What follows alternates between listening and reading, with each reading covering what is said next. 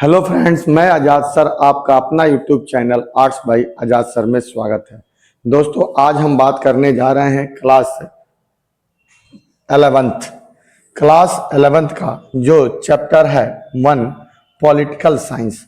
आज हम political science की बात करने जा रहे हैं दोस्तों, जिसका चैप्टर का नाम है संविधान क्यों और कैसे। हमने इस पर एक लेक्चर जो होता है इंट्रोडक्शन वाला, वो हमने आपको दे रखा है। पहला इंट्रोडक्शन की क्लास हमने पिछले वीडियो में बताया था, निश्चित तौर पे आपको उसे अच्छा लगा होगा। आज हम लोग इसमें दूसरे पार्ट की बात करने जा रहे हैं, जिसमें हम लोग पढ़ेंगे कि संविधान के कार्य क्या है। जैसा कि हमने कल आपको बताया, जैसे हमारा पहला चैप्टर था संविधान क्यों और कैसे। ठीक है दोस्तों, क्या था? संविधान क्यों और कैसे। इसको हमने कल आपको बताया कि हमारा सबसे पहले हमने आपको कल ये बताने की कोशिश की कि संविधान क्या होता है, संविधान क्या है। ठीक है, ये बात हमने दोस्तों कल आपको सबसे पहले बताने की कोशिश की, और उसके बाद हमने आपको ये भी बताया कि संविधान क्या होता है। फिर हमने कहा कि ये संविधान जो है, ये संविधान कितने प्रकार का होता है। ये हमने कल की क्लास में, मतलब पिछली क्लास में हमने आपको बताया कि संविधान क्या है और संविधान कितने प्रकार के होते हैं। तो हमें ये पता चला कि संविधान क्या है, और संविधान दो टाइप्स के होते हैं। एक को हम लोग लिखित संविधान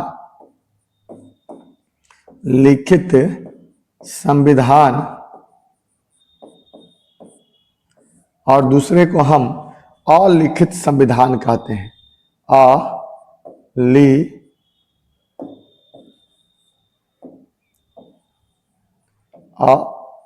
अलिखित संविधान कहते हैं। ये दोनों ही बात दोस्तों हमने पिछली क्लास में आपसे डिस्कस की थी, छोटा सा डिस्कस में हम लोगों ने बात किया था। आज हम लोगों को इसी से आगे निकलना है, जो बहुत ही इंपॉर्टेंट बात हो जाती है कि संविधान के कार्य क्या है संविधान का कार्य। इसकी बात आज हम लोग करेंगे दोस्तों, और समझने की कोशिश करेंगे कि संविधान का काम क्या होता है। तो देखिए, पहले हम आपको ये समझाने की कोशिश करते हैं, इसके बाद इस पे डिटेल हम आपको ऑलरेडी बता देंगे। पहला काम क्या होता है? संविधान है। संविधान एक लिखित दस्तावेज होता है, और यह लिखित दस्तावेज नियम और कानूनों का संग्रह होता है, जिसमें नियम और कानून होते हैं। और साथ ही साथ हमने ये भी बताया था कि सरकार के 3 अंगों का उल्लेख भी इसी संविधान में किया गया है। तो अब दोस्तों, संविधान का पहला जो काम होता है वो क्या होता है कि सरकार के, जैसे सरकार होती है हमारे यहाँ, और इस सरकार के 3 अंग होते हैं। क्या होते हैं? सरकार के 3 अंगों की स्थापना करना।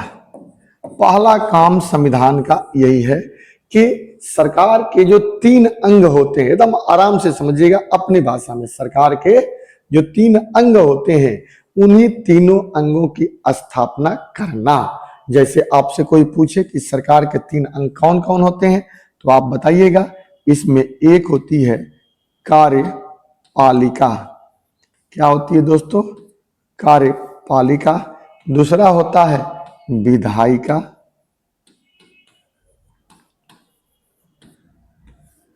और तीसरा होता है न्यायपालिका।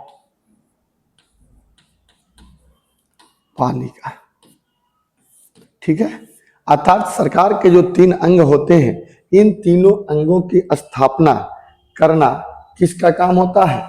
इसी का काम होता है। इसके बाद दोस्तों, संविधान कदम आराम से समझिएगा, क्योंकि 2 नंबर में यहां से पूछे जाते हैं। उसके बाद दूसरा क्या होता है कि संविधान का दूसरा कार्य क्या है? तो संविधान का दूसरा कार्य है कि सरकार के तीनों अंगों की स्थापना करना और उनकी शक्ति को डिसाइड करते हुए कर्तव्यों को निर्धारित करना। तो पहला हो गया सरकार के तीनों अंगों की स्थापना करना। फिर दूसरा क्या होता है कि सरकार सरकार के तीनों अंगों की शक्ति की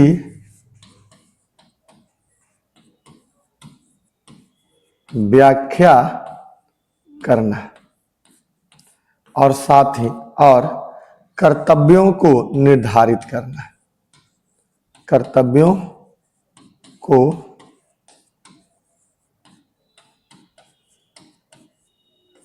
निर्धारित करना। ठीक है, दो बातें दोस्तों याद रखिएगा हमेशा। कौन से बातें दो याद रखिएगा?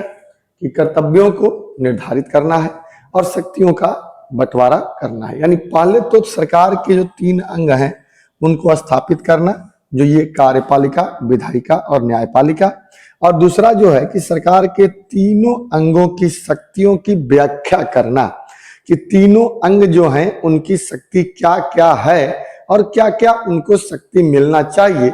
इन तीनों चीजों की व्याख्या करना किसका काम है? संविधान का। और फिर ये भी बताना कि आप अपने कर्तव्यों को कैसे पूरा करिएगा, ये बताना। फिर से इनका एक काम और होता है, आपस में संबंधों को बेहतर से बढ़ाना। ठीक है, तो मैंने तो 2 बताया, आगे आपको और लिखा हुआ है, तो दोस्तों बड़ी ध्यान से इसे समझिएगा और लिखने का प्रयास करिए। देखिए, चलिए आगे देखिए क्या कह रहा है क्या। तो देखिए यहाँ पर, अब देखिए यहाँ पर भी हमने कहा कि संविधान के क्या कार्य होते हैं। तो देखिए पहला काम क्या है कि संविधान का पहला कार्य है कि संविधान के तीनों शक्तियों को क्या करना है दोस्तों? तीनों शक्तियों को संविधान की राज्य के सरकार के तीनों प्रमुख अंगों यानी विधायिका, कार्यपालिका और न्यायपालिका की स्थापना करना। पहले मैंने बताया कि याद हो गया आपको। मेरे ख्याल से निश्चित तौर पे आपको समझ में आ गया होगा कि संविधान के कार्य क्या है। तो पहला, संविधान के तीनों अंगों की स्थापना करना, कार्यपालिका, विधायिका और न्यायपालिका। दूसरा दोस्तों कह रहा है इसमें क्या कि संविधान सरकार के तीनों अंगों की शक्तियों की व्याख्या करती है तथा साथ ही उनके कर्तव्य की सीमा भी तय करती है। ये भी बताती है कि आपकी शक्ति क्या क्या है और क्या क्या आपका कर्तव्य है। ये भी एक संविधान का कार्य है। अगर दोस्तों यही 2 आप याद कर लेते हैं तो 2 ही सवाल पूछे जाते हैं 2 नंबर में। इसके बाद आता है कि संविधान का अगला काम क्या है? सरकार के तीनों अंगों के बीच आपसी संबंधों तथा उनका जनता के साथ संबंध विनिमय करता है। यानी तीनों अंगों के बीच आपसी क्या संबंध है और फिर उससे रिलेटेड जनता के साथ क्या संबंध है, इन तीनों को भी निर्धारित करने का काम संविधान ही करता है। और चौथा कि संविधान जनता की विशिष्ट सामाजिक, राजनीतिक और आर्थिक प्रकृति, आस्था, आकांक्षा को पूरा करने का काम करता है और अराजकता यानी खून खराबा, गलत चीजों को रोकने का काम करता है। इसीलिए देखिए कहीं पे झगड़ा होता है, कुछ होता है, तुरंत संविधान के आर्टिकल या धारा इसके तहत इतना लागू कर दिया जाता है ताकि वहां पर अराजकता ना फैल पाए, कोई अशांति ना फैले, पुलिस भेज दी जाती है। इसलिए दोस्तों मैंने आपको बताया यहाँ पर कितने 4 कार्य, संविधान के कितने कार्य हमने बता दिया कि संविधान का मुख्य रूप से 4 कार्य होते हैं जो हमने पहले ऐसे में समझाया और आपको यहाँ पर एक एक करके बता दिया। आप इसे आराम से नोट डाउन करके आप अपने नोट्स बेहतर बना सकते हैं। ठीक है, तो पहला सवाल हो गया। हमने पहले क्या बताया, संविधान होता क्या है, संविधान कितने प्रकार के होते हैं। अब यहाँ है संविधान के कार्य क्या होते हैं। अब आता है कार्य डिसाइड हो गया तो संविधान की आवश्यकता क्यों पड़ती है ना हमारे संविधान में लिखा हुआ। संविधान क्यों और कैसे में कि आखिर संविधान की आवश्यकता क्यों पड़ती है, इसकी चर्चा हमें करनी है। संविधान की आवश्यकता क्यों पड़ती है इसकी चर्चा हमें करनी है और देखनी है। तो चलिए दोस्तों आगे बढ़ते हैं हम लोग। अब आता है संविधान की आवश्यकता क्यों पड़ती है। Why is a constitution necessary, यानी संविधान की आवश्यकता क्यों पड़ती है, ऐसा क्या वजह है कि हमें संविधान की जरूरत पड़ती है। तो दोस्तों सबसे पहली बात इसमें यह बताई जाती है कि संविधान की हमें आवश्यकता क्यों पड़ती है। तो इसके पीछे सबसे पहला कारण दोस्तों समझिएगा कि मनुष्य एक सामाजिक प्राणी है। ये पहले याद रखिएगा, मनुष्य एक सामाजिक प्राणी है। क्या है? मनुष्य एक सामाजिक प्राणी है। मनुष्य एक सामाजिक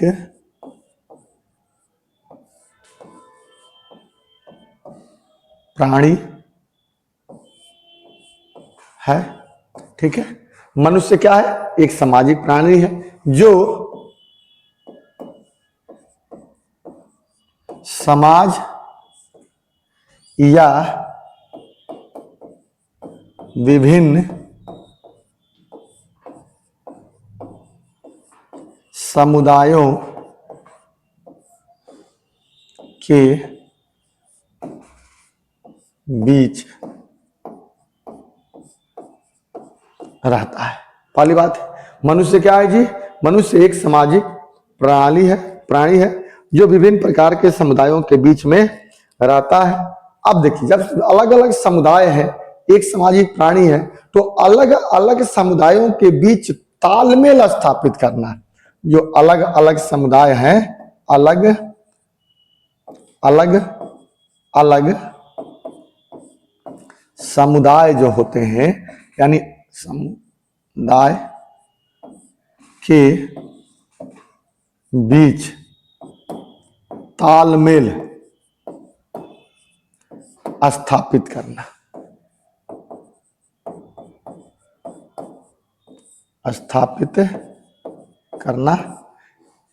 ठीक है, मनुष्य एक सामाजिक प्राणी है जो समाज में रहता है और ये समाज विभिन्न प्रकार के समुदायों से मिलकर के बना हुआ है। उन समुदायों के बीच में कैसे तालमेल बेहतर हो, इसीलिए संविधान की जरूरत पड़ती है। क्योंकि संविधान एक नियम और कानूनों का क्या है? संग्रह है। और यही नियम कानूनों के आधार पर हमारा समाज चलता है। समाज में लोगों को डर पैदा होता है और उस डर से लोग आगे चलते हैं। तो उसी चीज को स्थापित करने का काम करती है संविधान। इसीलिए हमको संविधान की जरूरत पड़ती है और हम संविधान के अकॉर्डिंग चलते हैं और संविधान को लेकर के चलते हैं। पहली बात। दूसरी बात कि संविधान लोगों के बीच में विश्वास पैदा करता है। क्या करता है? संविधान लोगों के बीच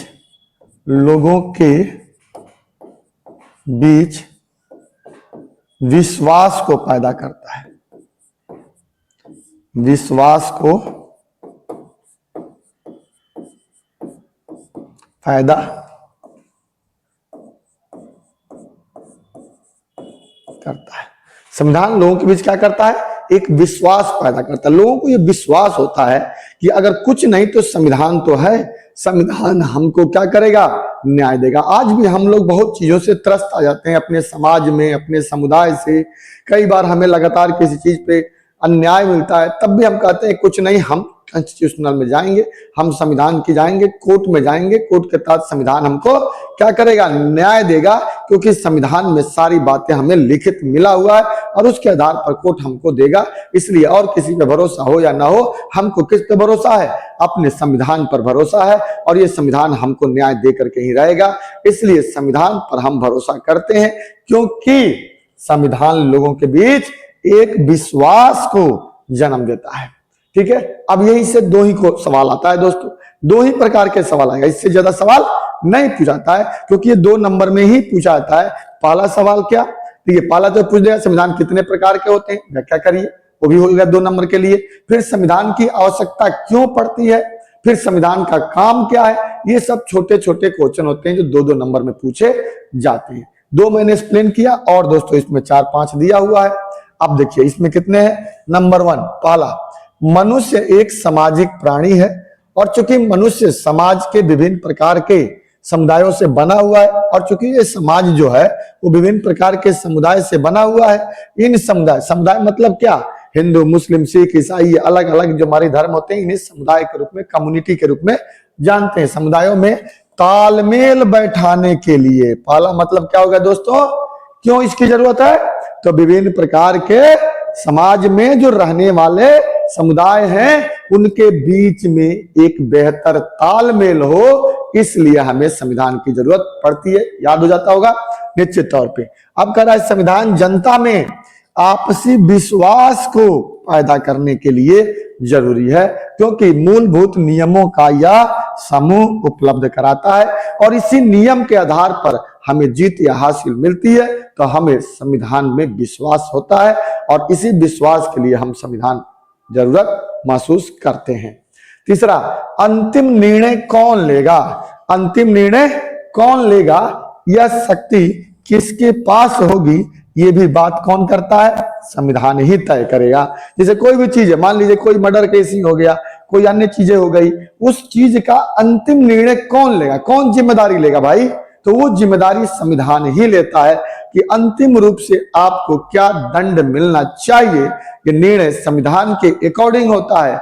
इसीलिए संविधान हमें जरूरत महसूस होती है और संविधान की आवश्यकता पड़ती है। ये आपकी हमने तीसरी पॉइंट बता दिया।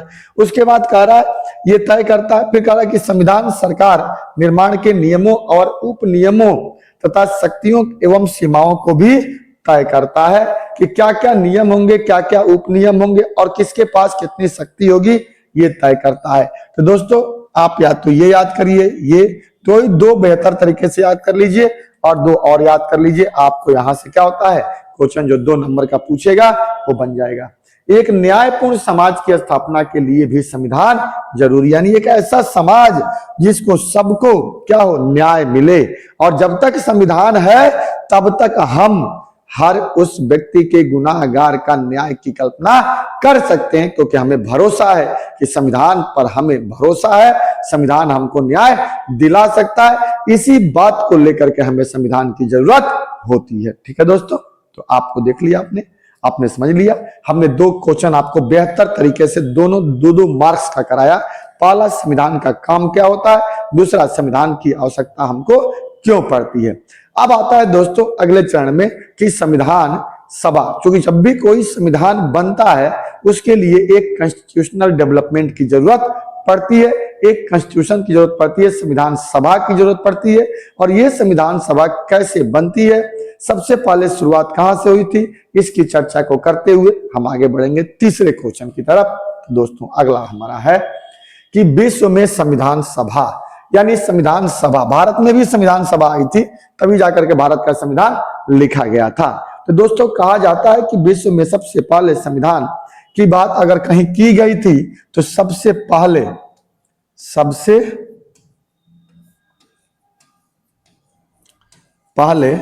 संविधान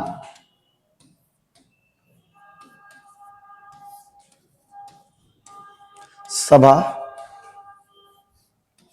की बात ब्रिटेन में की गई थी। कहां की गई थी दोस्तों? ब्रिटेन में। ब्रिटेन के एक व्यक्ति थे जिनका नाम था हेनरी मैन। क्या नाम था दोस्तों? Henry man. ब्रिटेन के एक व्यक्ति थे जिनका नाम था हेनरी मैन। इन्होंने ही सबसे पहले दोस्तों संविधान सभा की बात की थी और संविधान सभा ब्रिटेन में बात हुई थी। हालांकि आज के डेट में संविधान, ब्रिटेन का संविधान संविधान सभा के द्वारा खुद नहीं लिखा गया है, लेकिन पुराने संविधान का उदाहरण है। इसके बाद दोस्तों यहां से चीजें आगे बढ़ती है और अमेरिका में बात की जाती है। अमेरिका के लोग भी संविधान सभा की बात करते हैं। अमेरिका में ये डेवलपमेंट होता है, अमेरिका में संविधान सभा की बात की जाती है। अमेरिका में संविधान सभा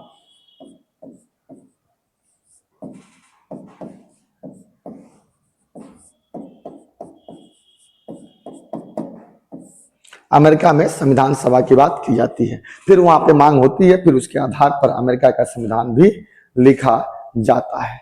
इसके बाद दोस्तों आता है कहां पर? फ्रांस। फ्रांस में भी संविधान सभा की मांग की जाती है। फ्रांस में भी संविधान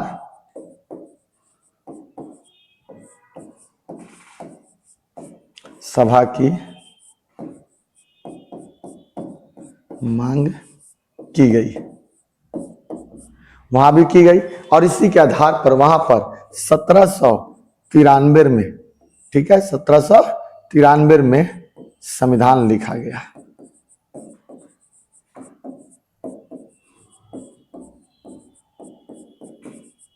तो ये दोस्तों हमने आपको डेवलपमेंट के तौर पे बताया, जो आगे लिखा हुआ है ऑलरेडी कि सबसे पहले संविधान सभा जो हमारा कॉन्स्टिट्यूशनल असेंबली होती है, उस असेंबली की मांग हमने कहाँ किया था, क्योंकि जब तक कोई संविधान सभा नहीं होगी तो उसमें बैठ करके कैसे संविधान लिखा जाएगा। तो इसीलिए उसमें सदस्य होते हैं, उसमें बैठा जाता है और फिर जाकर संविधान लिखा जाता है। शुरुआत ब्रिटेन से हुई, फिर अमेरिका का फिलाडेल्फिया, फिर अमेरिका में आया, फिर वहां से फ्रांस, फ्रांस से फिर अन्य देशों तक पहुंचने लगा, लोग मांग करने लगे। आज बहुत देशों में संविधान सभा के गठन की जाती है और उसके बाद उस देश का संविधान लिखा जाता है।